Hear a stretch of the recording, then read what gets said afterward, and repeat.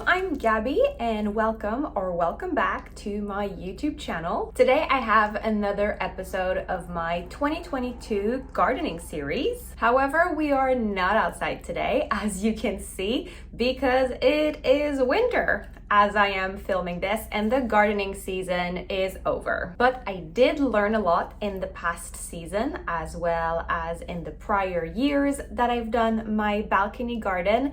And today I want to share with you my 5 best tips for container or balcony gardening. Before we get into it, I just want to let you know that you can find all of the other episodes of my 2022 gardening season right here. And also make sure to subscribe to my channel to make sure you never miss another video. Okay, now it's time to share my 5 best tips for balcony gardening. So the number 1 tip I have for balcony gardening would be to protect your garden from squirrels. My first year, I struggled with squirrels. They would eat my vegetables, they would dig holes through all of my containers, and they were just everywhere. I had tried putting pepper, putting hot sauce. I even bought like a chemical type of product to put around my container to try to keep them away, and nothing worked. They kept coming back and doing damage to my garden. Until finally, in my second year, I bought chicken wire that I found at my local hardware store, and I just wrapped all of my containers with the wire.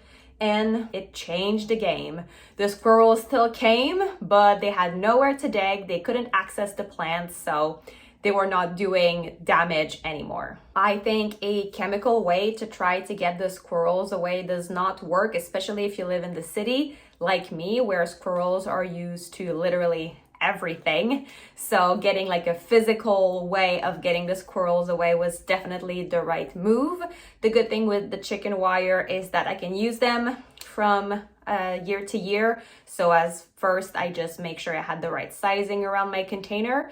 And then at the end of the year, I just put them away with the rest of my gardening stuff and they are ready for the next year. And of course, it's not the prettiest way of setting up your garden, but it works. So I'd rather have a garden that is a little bit less pretty, but at least I can save my veggies and not have holes dug through all of my containers. My second tip I want to share with you today is to get a heating mat for your seedlings. So I did this year for the first time and it was such a game changer. I really saw a big difference in how quickly my seedlings grow, and I also felt like my seedlings were just stronger. You can easily buy one from Amazon or maybe like your local gardening store. This is the one that I have. I did get it from Amazon and I will link it in the description down below if you want to look into getting the same one. And it just looks like this.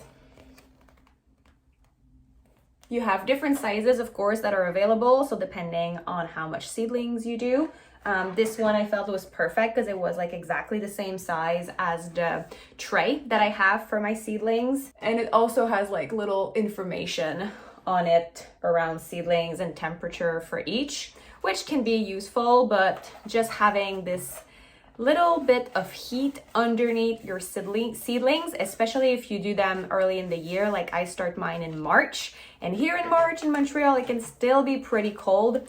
So I felt like getting them a little bit of heat really helped them out. This is a pretty affordable solution as well. So I feel like it's a good thing to buy, and then you have it in your gardening gear and you can use it year after year. My third tip for you today is to do your research on plants that need to be pollinated. So of course, you probably know how this works, right? You have the bees, sometimes a little bit the wind as well, that takes the pollen from the flowers and take it from one flower to the other, and that's how we have fruits. However, if you live on a 3rd floor balcony like I did, sometimes that doesn't happen so easily, especially in the city. I feel like we don't have as many bees as maybe you can get on the countryside, and they don't necessarily make it all the way to the 3rd floor. Same thing with the wind, it's a bit different.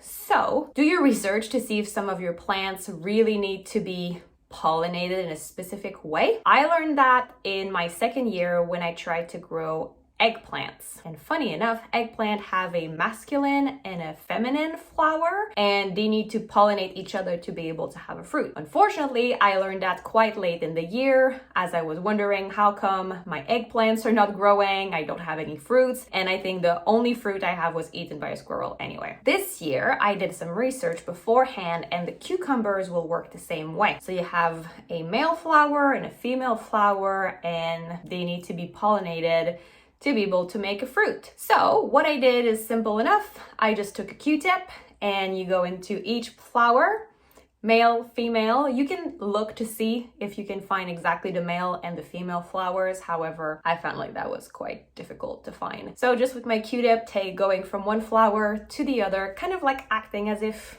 you were a little bee, and then just pollinating. And I think it worked very well because I was able to harvest many cucumbers this year. And I think I'm gonna try that again. So do your research. If some of the seeds you get, some of the plants you buy do need to be pollinated in a specific way. I think that not every vegetable needs to be pollinated in a specific way. I feel like tomatoes is usually pretty easy, but yeah, definitely cucumbers and eggplants, these two I know for sure. So you need to just do a little bit more work. My fourth tip for container or balcony gardening, and this may be a bit of a surprising tip, but it is to buy flowers and herbs that are already grown. So I've been doing seedlings for the past 3 years and I really enjoy the process. However, I have found that herbs and flowers are not really worth it. For herbs, I feel like it takes such a long time for them to grow from a seedling. Like I don't have a greenhouse or anything to help them. Yes, now I have my heating mat, but I feel like it's not enough. And I feel like the herbs is then ready to be harvested kind of late in the season, and then you cannot really enjoy it through the whole season. So it's my preference to buy the herbs already grown from like your garden center, and then you can maybe put your effort more on other plants like vegetables. This is what I've done this year after doing seedlings for herbs the past 2 years, and I feel like I really enjoyed my experience a lot more this year. Same thing for flowers.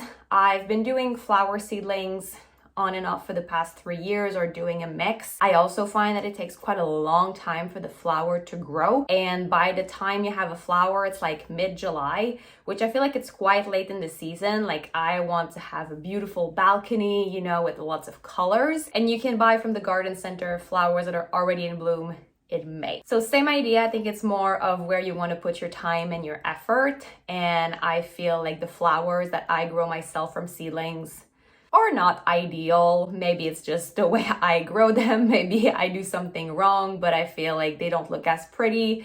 And also the flowers I've picked apparently in the past few years are always super tall, and it's just not necessarily the look that I want. But again, these were the flowers that were recommended for balcony gardening on the website where I buy all of my seedlings. So maybe I could have made a different choice.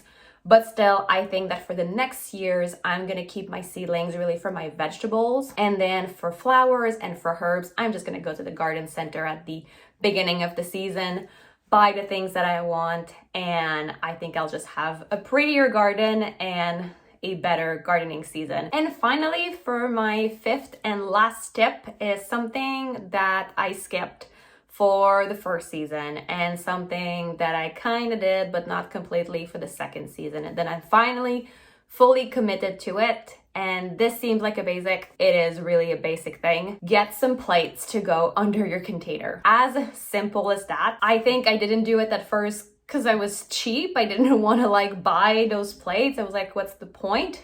Oh, now I understand what the point is. So this year I fully committed, bought plates to put underneath each of my container, and it makes such a big difference for specifically your watering time. I feel like I didn't have to water as much because the plate would keep some of the water, so like the water would be retained in the container for a little bit longer, so I didn't need to water them as much. It also saved my downstairs neighbors from getting all the water drips from the containers, and it just saves water in general. So yeah, don't be cheap.